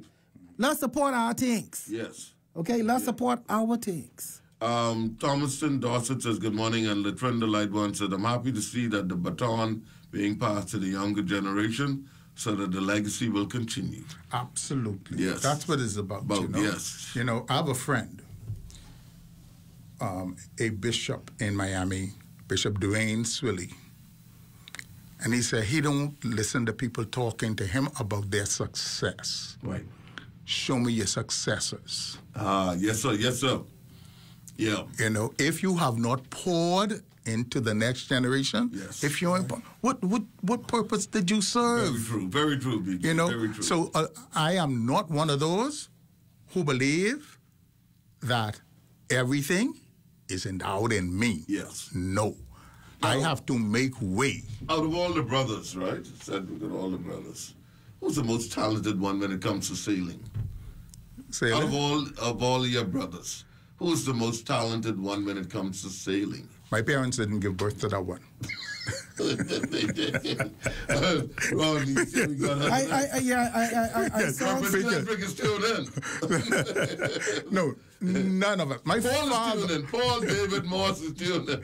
My father was not. As a matter of fact, his father was a sailor. Yeah, but your father was not. No, my father has told the stories of how he used to pray for the boat to sink. What? Wow. He didn't want anything to do with that. That's powerful. Yeah, that's powerful. That's very powerful. He didn't want anything to do with that. So, what type of food is Auckland's known for? Listen. Cat Island have the flour cake. No. Cry Island, think they got the flour cake. Auckland no had flour cake till you print that flour cake from Auckland. Absolutely. Let me tell you a little story. My producer, Portia Fernanda. Let me tell you a little story if I could. I can recall when I was a little boy growing up. I was about 5 years old. And Mama, as we used to refer to her, God bless her soul, Aruda Colley, my grandmother, Aruda Colley, my grandmother, she used to religiously send her flour cake on the mailboat, and that's all I knew. That's what I grew up on. From Auckland. When my grandmother... Jay said Cat Island does have the flour cakes the best. No, sir. And we can put that there soon now. Don't worry about that. Soon. Because just like they believe Andrews got crab, ain't so. Auckland's got crab too? Well, we can't say too much at this time, but what I can tell you, our next initiative, we will put that to rest. Absolutely. And we're asking all of the associations who are listening, be ready. We can send one invitation to you. We tired of talking. You tired of that? We send one invitation to all of y'all. Put up. Cat Island been the Cat Island, the Long Island Association. So you don't talk. You don't talk this. You don't talk this. You see? So, and they talking, they got flour cake. We want them bring it. We can show it. And I can say now, Auckland have the biggest crab in the Commonwealth of the Bahamas. Bigger than Andres? Bigger than Andres. Phil Dodson says, morning, Spence. Special shout out to your special guest, Mr. Moss, and others. Looking forward to a great show as usual. Thanks, Phil. I don't know if Phil is a sailor himself, you know, them Dawson brothers. I don't know if he's a sailor. Is that Phil Dawson, who used to be the teacher? Yeah, that's him. Well, he is my cellmate. Okay. Yeah, we got locked up together in 1983. We spent 23 and a half hours in a cell together. Wow. Yes. Wow. So, we still have a few minutes left. What else can we look forward to at this regatta, And, Ron? you know, with all things, we have to give God thanks. Amen. Absolutely. All right, with all things. And with that said, you know, the church service is going to be held on Sunday at 11 a.m. at St. Matthew's, Mason Bay. So Mason Bay, that's the place. Right, Mason Bay. So that's where we're going to congregate and give God thanks who's the pastor? For a successful... Herman Ferguson, we call him Box. Okay. For a successful regatta and homecoming. So, you know, we're asking everybody to participate, to support. Anita Cawley will be there. Definitely. Anita Cawley will be there. She is the woman on the ground, making sure that everything goes. I wonder if my friend Ephraim Jones is traveling over to Auckland this time. You know, I'm not sure. Ephraim, I did. You know, when I worked in the casino, Ephraim had his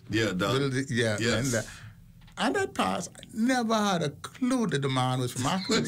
right. Never knew. Yes. But Ephraim was there, not last year, the year before, was it? Okay. And he was just taking some beautiful shots down there in Chester's, and Chester's is birthplace of my mom. Right, yes. And he was... What's your mother's maiden name? DeVoe. DeVoe from Colonel Andrew DeVoe? From who was that? Colonel Andrew DeVoe from Cat Island and all. No. Yeah. We have to talk off here. Our father was Stanley DeVoe. We have to talk off here.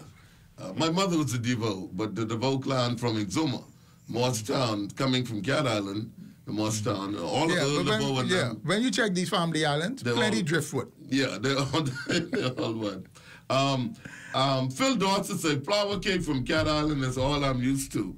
Latrell Lightborn said, Auckland has the best flour cake. Ms. Mabel Hanna. Right. That's the one right there. Right. Airport in. Yeah. Airport right there. Man, I don't know. I got a call right there here in a moment. And my other Cat Island friends, I didn't know that. That's Brian's mother. I didn't know. Great. I didn't Good know. flour cake. I didn't know Auckland, and I going by and that's the real stuff. Yes. I'm going by Ida May Hanados when I leave here on Balfour Avenue, but I didn't know nothing but the flour cake from Auckland. I was eating it from a boy from 5 years old. Grew up on flour cake.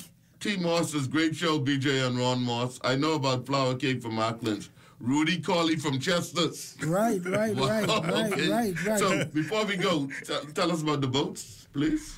Okay, again, we're going to have some C-class boats. Yes. We're going to have E-class boats, and they're going to be, the race kicks off on Friday. Right, Friday. And I'll say, you know, we do a C and E class in Auckland because it is crazy expensive to get those bigger boats go way down there. Hey. Down there. Yes. It is expensive. Right. So the Auckland's Trade and Development Association is still kicking after 50 years. 50 years. Yeah, good you stuff. know, and this is what I want Auckland's Islanders, descendants of Auckland's to understand.